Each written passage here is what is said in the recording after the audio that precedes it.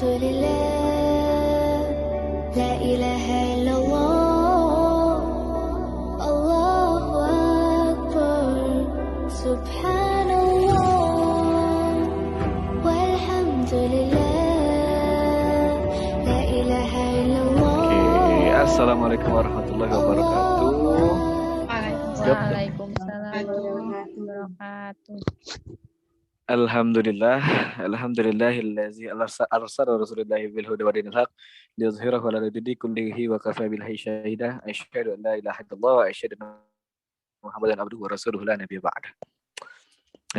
Hari ini kita akan ada kasus dari konsep dari mata kuliah ekonomi mikro Islam, membahas kasus tujuan produksi. Kita nemu kasus dari Koger Cafe Bintara, ngopi sepuasnya, bayar seikhlasnya, yang mungkin sempat viral di media sosial. Mungkin bagi yang mau baca, silakan. Oke. Di sini saya menemukan artikel dari S. Zakiyah Umar. Dalam artikelnya ditulis, bagi para pecinta kopi, wajib banget nih mampir ke Koger Cafe Bintara. Masih di wilayah ibu kota, kopi di Bilangan, Jakarta Timur. Tepatnya di Jalan Bintara Jaya nomor 21. Meski baru buka pada akhir November lalu, kedai kopi ini tak pernah sepi dari pengunjung. Hal ini terlihat dari kursi-kursi yang terisi penuh oleh para pecinta dan penikmat kopi. Sebagai salah satu cabang kopi, Koger yang diprakarsai oleh Ko Stephen Indroyowo, kopi ini tetap konsep ikhlas. Maksudnya, pengunjung bisa menikmati kopi semaunya dengan harga seikhlasnya. Dari sini sepertinya ada yang menarik. Melihat dari Ko Stephen sendiri, dilihat dari artikelnya, beliau adalah seorang mualaf. Kira-kira apa yang menjadikan beliau tersebut terisi membuka kedai kopi yang dibilang perbuatannya itu sangat terpuji? Apakah ada yang ingin menanggapi, memberikan opini? Silahkan.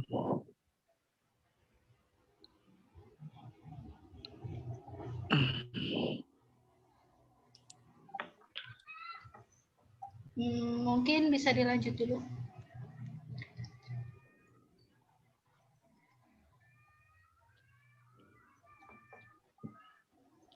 Oke. Artikel selanjutnya. Owner Koger Cafe Bintara Seno Hendro 37 mengatakan, ide awal membangun Koger Cafe Bintara berangkat dari bangunan miliknya yang pada mulanya hendak dijual. Semula bangunan itu disewakan dan kontrak dari penyewa sebelumnya habis. Namun niat Seno menjual diurungkan karena merasa itu adalah aset orang tuanya. Ia pun berencana untuk membangun usaha baru, namun bingung untuk mulai dari mana. Ia berkeinginan yang sekaligus bisa untuk berdakwah. Niat baiknya itu pun dijawab oleh Allah Subhanahu wa Ta'ala. Saat itu, Seno bertemu dengan salah satu donatur kenalnya di Mualaf Center Indonesia atau MT.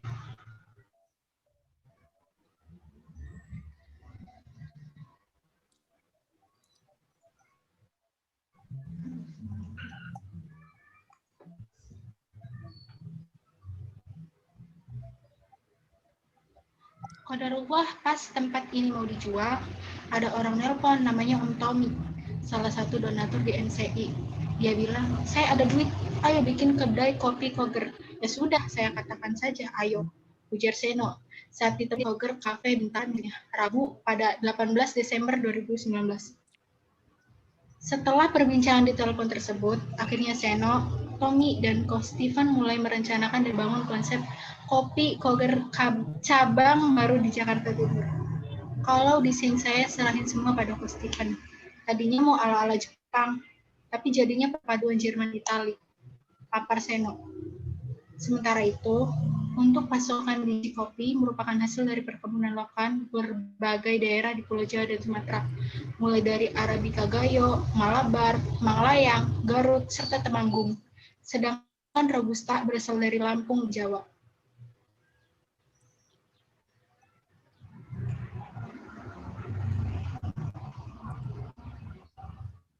Biji kopinya sendiri diambil dari pemasok yang sebelumnya berasal dari kaum duafa yang dibina oleh kopi Koger untuk bertahan kopi. Penggunaan biji kopi di daerah-daerah lokal ini juga menjadi salah satu cara mengenal bahwa daerah Indonesia ini memiliki kopi yang berkualitas. Jadi, kopi Koger ini ada laboratoriumnya di Bandung. Jadi di satu pusatnya, mulai biji kopi yang dipasokkan dari sana dan juga sekolah barisannya juga ada di sana, tuturnya. Sementara konsep membayar kopi seikhlasnya, kata Seno, memang berasal dari CEO Kopi Koger Stephen Indra Wibowo. Tujuannya untuk membuka mata para pengusaha agar percayakan kepada rezeki halal kepada Allah Subhanahu wa taala. Seno juga menambahkan dirinya tak khawatir dengan konsep tersebut. Sebab para investor kopi Koger memang tidak semata-mata berbisnis untuk mencari, namun tujuan utamanya lebih untuk berapa. Seperti dirinya saat ini. Koger Kopi Bintara ini memang diperuntukkan untuk tempat berdiskusi tentang agama Islam.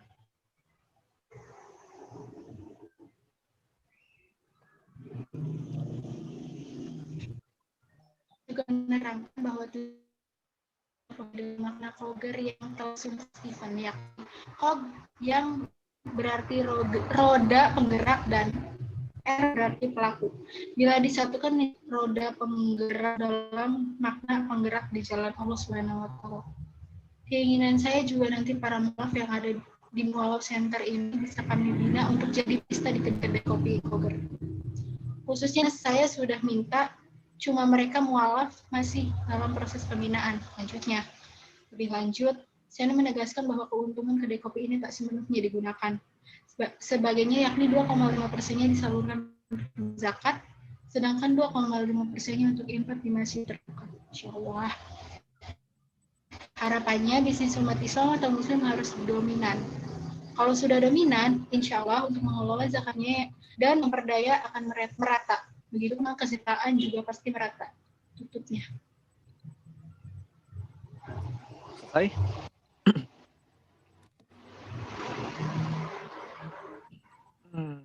Berarti keren juga sih ini konsepnya. Dia salah satu seorang mualaf loh padahal. Tapi kok bisa ya nemuin konsep ekonomi Islam yang orang Islam sendiri aja belum tentu bisa nemuin.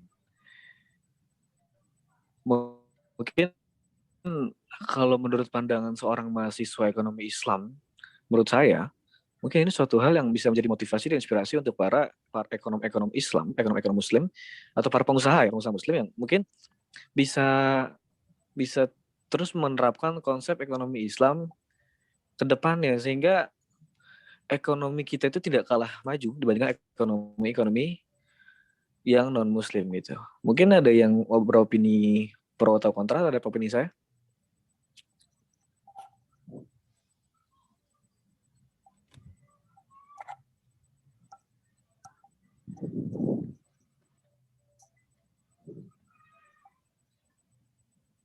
Tapi sebagai mahasiswa ekonomi Islam, kita menggunakan tentang konsep Islam itu. Jadi kita juga harus menerapkan tentang konsep ekonomi, yang mana tentang keseimbangan keuntungan dan kerugian. Saya ingin mendengar pendapat teman-teman, gimana sih kalau sekiranya tuh bisa gitu mengeseimbangkan antara tetap untung kayak gitu. Sedangkan di sini kan ikhlas, berarti ada saja seseorang yang kayak tamak gitu. Menurut kalian gimana solusi mencari solusi tersebut?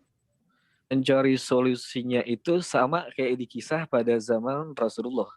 Ada seorang sahabat yang bertanya, ini dalam seminarnya Bapak Insinyur Ardi Warman Karim, dia cerita tentang pada zaman Rasulullah ada seorang sahabat yang bertanya, ya Rasulullah, kenapa pasar Yahudi itu lebih laris dibandingkan pasar orang Islam gitu. Padahal cara dagang kami itu udah jujur loh. Kita udah ngikutin cara dagangmu ya Rasulullah. Rasulullah kaget. Kok bisa gitu? Mungkin cara berdagang kalian salah. Kita salahnya di mana ya Rasulullah? Kita kan sudah jujur segala macam. Sedangkan orang Yahudi tidak jujur. Mereka curang. Harusnya timbangan 1 kilo, mereka kurang jadi berapa. Sehingga mereka dapat meraih keuntungan dari sana. Kita kan jujur ya Rasulullah. Kata Rasulullah, maukah kalian aku tunjukkan cara berdagang yang benar gitu kan. Akhirnya Rasulullah kasih tunjuk, kalau dagang ketika ada seorang yang membeli produk kalian, kalau bisa kalian tambahin. Misalnya kalau kayak orang-orang dulu gitu ya, kalau di pasar-pasar tradisional, ada orang yang beli kacang, yang jual kacang gitu ya. Kalau kacangnya itu beratnya udah sekilo, kadang suka ditambahin sedikit. Suka disendok sedikit slek gitu kan. Kalau ada yang beli daging gitu kan, ada udah daging udah beratnya udah 2 kilo misalkan. Ditambah lagi sedikit gitu loh. Nggak tahu itu mungkin emang udah diajarin Nabi seperti itu ya, menggunakan konsep sedekah gitu. Dan kalau kita perbanyak konsep sedekah itu kan mengundang barokahnya Allah. Yang punya hati setiap manusia itu kan cuma Allah gitu loh. Yang menggerakkan hati, pikiran, pola pikir itu kan cuma Allah gitu loh. Jadi ketika orang Islam menerapkan konsep itu di pasarnya, orang Yahudi itu akan kalah pasarnya karena masyarakat itu ngomong dari mulut ke mulut gitu. Kalau belanja di pasarnya orang Islam itu 1 kilonya aja bisa berat gitu dibandingkan belanja di pasarnya orang Yahudi. 1 kilonya itu kita merasa rugi gitu kan. Akhirnya rame lah pasarnya orang Islam. Dan sampai saat ini mungkin orang Islam itu lupa dengan hal-hal seperti itu. Dan hari ini baru ada pemantiknya lagi dari Coach Stephen yang seorang mualaf ini.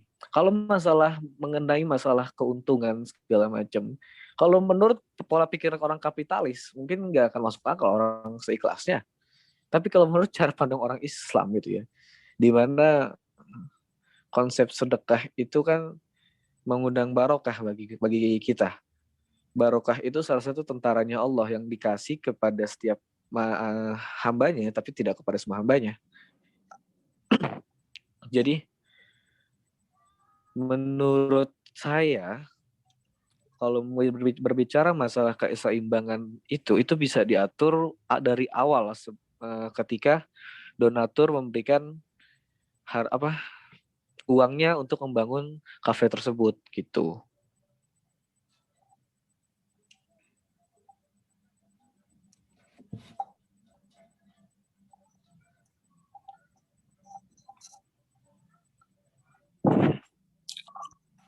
Ada lagi? Kedai kopi ini kan mengusung konsep ikhlas, di mana pengunjung itu bisa menikmati kopi semaunya bayar seikhlasnya. Jadi tanpa ada tawar-menawar dong. Berarti jangan sampai ketika pembeli itu bayar seikhlasnya, kemudian si penjual itu tahu isinya, si penjual itu malah ngedumel, malah marah, karena tidak sesuai ekspektasinya, sampai terjadi sengketa, karena si penjual itu kecewa, karena pembeli itu telah membayar yang terlalu murah. Maka dalam Islam, ini itu hal yang dilarang, hal yang nggak boleh dilakukan. Kecuali penjual itu memang memegang prinsip sabar, syukur, dan ikhlas yang kuat, yang tidak memicu sengketa antara penjual dan pembeli tentang harga bayar tersebut, maka ini baru diperbolehkan. Nah, ya itu bener banget itu.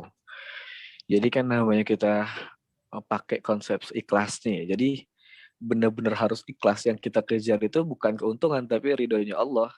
Keuntungan itu nomor 2.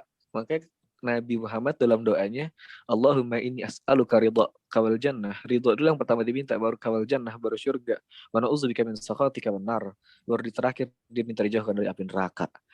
Ketika orang sudah ikhlas, itu kan, nikmat terbesarnya itu ya bersyukur atas hasil dari penjualan ini. Kita harus bersyukur gitu. Misalkan seandainya kita di posisi ini ya, di posisi si pemilik kafe, kita harus bersyukur gitu loh. Ada lagi mau nambahin?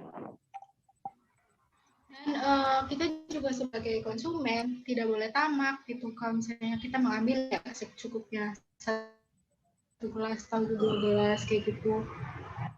Kita juga harus memposisikan bagaimana jika kita menjadi produsen tersebut. Kita juga perlu memutar uang tersebut agar ya kafe itu terus buka, jangan sampai kerugian karena orang-orang tamak seperti itu. Benar. Kalau seandainya kita buat kafenya itu kita gambarin seandainya kafe itu sangat mewah ya, parkirannya luas, otomatis yang datang sana tuh bukan hanya orang-orang biasa, mungkin bisa sampai ke pejabat negara.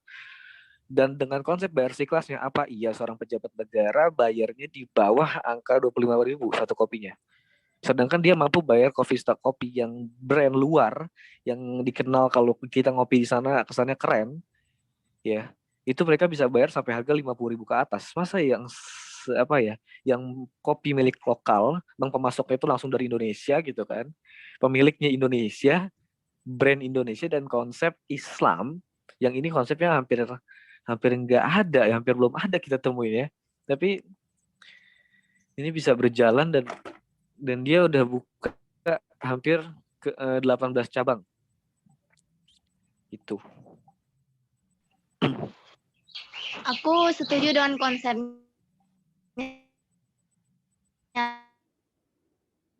Kan banyak negara kopi-kopi yang harganya yang nggak ada apa tuh namanya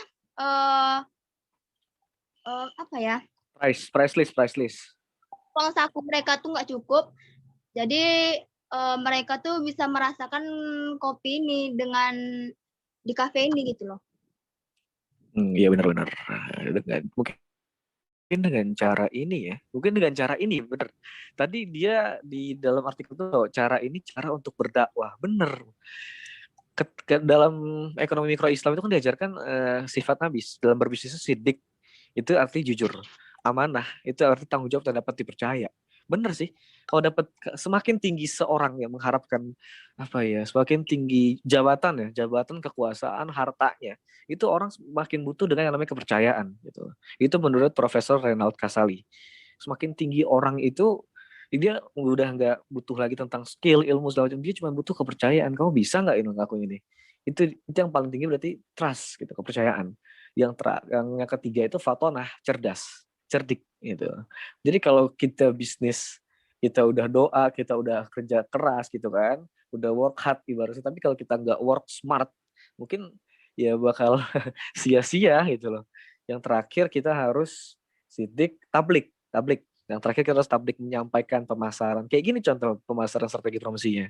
Bayar minum sepuasnya, bayar seikhlasnya. Ini kan salah satu kayak strategi promosi yang hampir gak ada ya. Jadi orang tuh ngiranya, oh ini unik gitu loh, ini beda dari yang lain. Akhirnya orang coba, akhirnya pengunjungnya lebih banyak gitu loh. Sama kayak konsep di zamannya Rasulullah juga, di era Abdurrahman bin Auf. Jadi dia punya sebidang lahan gitu ya, sebidang lahan, yang lahan itu kosong. Dia bingung mau buat usaha apa, dia bingung mau ngapain dengan lahan itu segala macam. Akhirnya kata Abdurrahman bin Auf, aku bilang kepada sahabat, tolong carikan aku pasar katanya. Begitu dia lihat pasar, ada pasar itu yang pedagangnya itu sampai penuh, sampai bahkan keluar dari pasar itu pedagangnya, bahkan pasar itu bisa dikatakan sampai kumuh. Akhirnya Abdurrahman bin Auf mungkin menawarkan kepada pedagang-pedagang yang itu, pedagang itu lapaknya itu di luar pasar. Ditawarkan, kamu nggak, kamu berdagang di tempat saya gitu kan, saya udah bersihin, saya udah sediain gitu kan. Tapi dengan syarat bayar seikhlasnya. Dalam waktu 2 bulan, Abdurrahman bin Auf jadi orang terkaya di Madinah. Itulah rahasia Allah yang kalau kita mengharapkan barokahnya Allah, kita ngejar barokahnya Allah, itu bakal indah. Itu. Apalagi kafe ini tempatnya tuh juga untuk berdiskusi tentang agama Islam. Kalau zaman sekarang kan mana ada kafe kayak gitu kan, paling ngobrol, gibah sana sini, terus paling ngumpul-ngumpul kayak anak remaja, nggak ada konsep untuk berdiskusi tentang agama. Bagus sih kafenya. Iya benar. Dulu itu yang pertama kali nemuin kopi itu sebenarnya orang Islam. Kohwa. Dan kopi itu jadikan minuman kalau kita pengen diskusi politik, diskusi ekonomi, diskusi ini segala macam, dibandingkan bir ya yang bikin kita mungkin mabok atau apa, kita mendingan minum kopi gitu. Makanya disebut dengan kohwa. Awal namanya itu kohwa. Mungkin orang-orang luar nggak bisa nyebut, jadi kahwe. Lama-lama jadi kahve. Akhirnya jadi kopi gitu. Makanya ada kopi Arabica, ada kopi Robusta.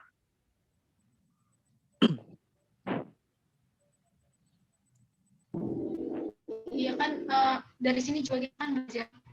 Sebenarnya berdakwah itu bukan cuma pegang mic di mimbar, tapi bisa juga dengan menerapkan konsep ikhlas. Jadi orang ini bisa meniru, oh tokoh Stephen ini ikhlas, sabar kayak gitu. Jadi kita kayak terinspirasi. Itu juga bisa disebut dakwah kan? Maksudnya kan nggak selalu yang harus di depan banyak orang gitu. Ngerti nggak maksudnya? Iya, benar-benar. Dakwah itu nggak harus selalu di atas mimbar, berbicara panjang lebar di depan banyak masyarakat gitu kan. Kita cukup dengan perilaku, dengan tindakan, dengan action, itu juga udah cukup untuk menggambarkan bahwa kita ini loh, itu loh, orang Islam tuh sebenarnya kayak gini loh. Kayak gini nih, minum kopi bayar minum sepuasnya bayar ini kan indah banget gitu loh. Bagi orang-orang yang kurang mampu itu bisa ke sana.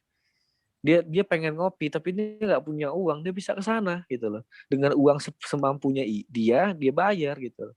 Tidak dipatokin harga, tidak dibeda-bedakan tempatnya, dengan keikhlasannya dengan keikhlasan produsennya, sehingga bisa tersebar luas lah ini artikel, ini konsep dan konsep ekonomi Islam. Dari sini mungkin ada yang mau bikin kesimpulan? Silakan. Ya. Jadi tanpa disadari konsep kafe ini tuh memiliki arah tujuan hidup, yaitu mencapai falah. Karena konsep ini tuh tidak hanya mementingkan kebutuhan duniawi aja, tapi lebih mementingkan akhirat juga.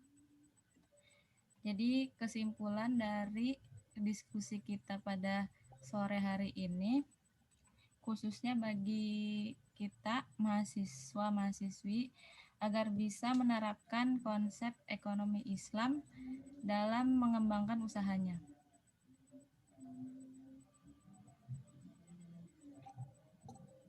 Oke, udah itu aja. Ya, Oke, mungkin segini dulu dari diskusi kita tentang kasus konsep ekonomi Islam ini. Kurang lebihnya mohon maaf lah, karena kita mahasiswa, masih belajar. Nah, kalau salah wajar.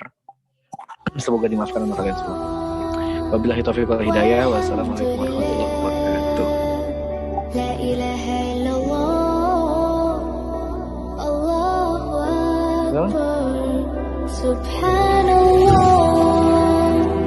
walhamdulillah.